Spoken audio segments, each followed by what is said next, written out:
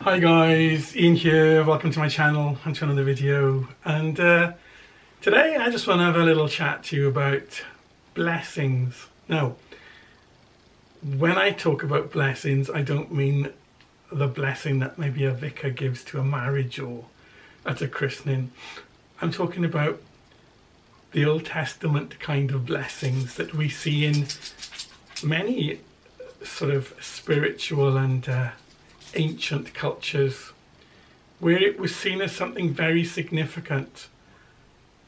For example, where Abraham would bless his children, or the prophets would bless the children of Israel and such like that.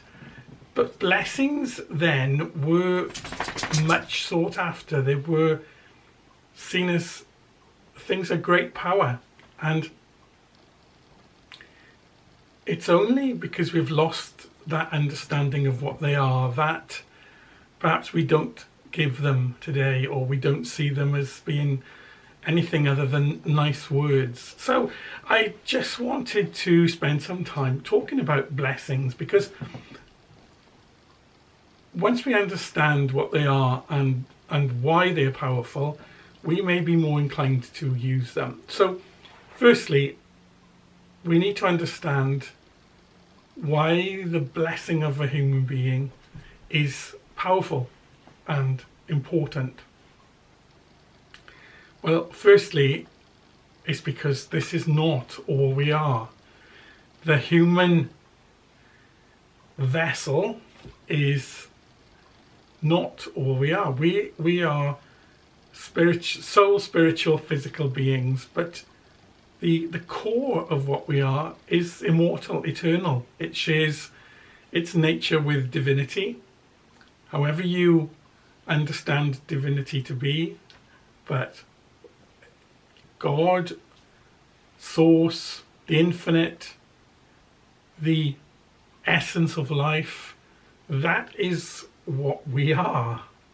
And the nature of divinity, of the infinite, of source, is outpouring, is life, is upbuilding, is continually pouring forth from the point of the creation of everything to the second by second sustaining of everything. And that is like the continual blessing, the continual existence of everything.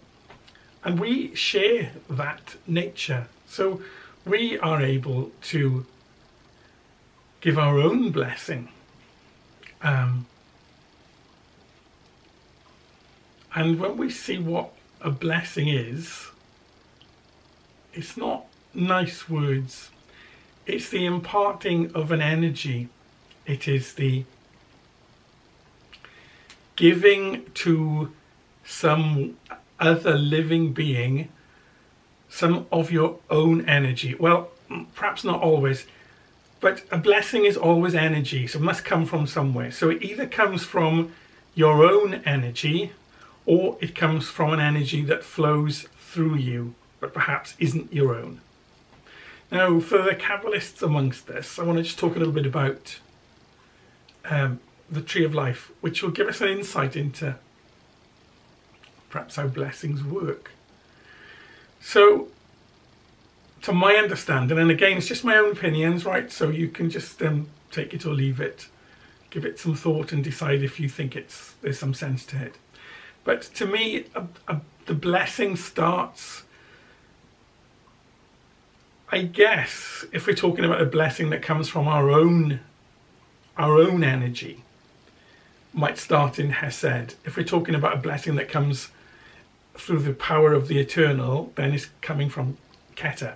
But let's assume we're talking about Hesed, which is the name for this Sephira is mercy, or sometimes loving kindness.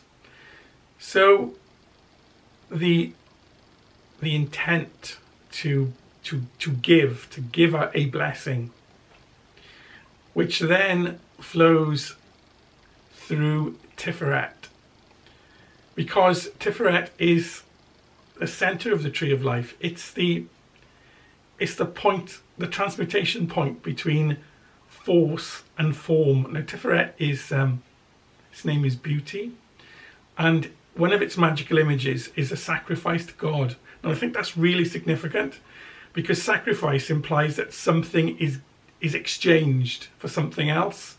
And that is the nature of a blessing, because you are giving energy out. And as I said, it comes from somewhere. It comes from your own energy, or it comes through you as a channel. And that energy then has to have focus. Now, to me, it comes to the emotional centers of Netza. It is shaped and targeted through the intellectual processes of Hod, and it is spoken into existence that it might take form firstly in the astral, and then from the astral flow down through into manifest existence in Malkut. So that's why really my belief is that a blessing should be spoken, because in speaking we create. In speaking words, they become the arrowhead of our will and intention. So what is a blessing then? Well, it's that intention to impart something to some other living being. Now that can be another person, it can be an animal, it can be a place, it can be when I say living being, let's have a look. Well, a forest, for example, a range of mountains which is alive. The earth is alive.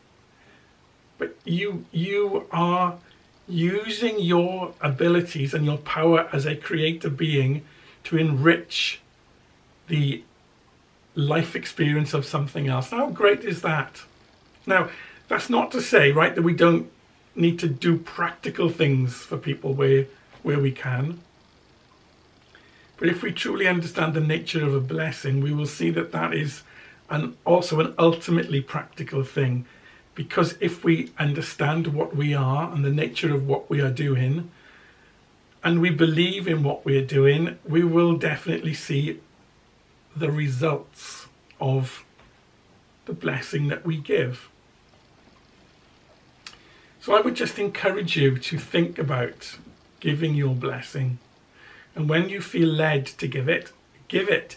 Like you don't have to be like a prophet of old and I bless thee, thou child of. No, you don't have to do that. Right? You can use your own words, but speak it. Even if you're not speaking it to the person, speak it out. Send it out into the universe. Fuel it with your own creative energy. Let the energy of divinity flow through you.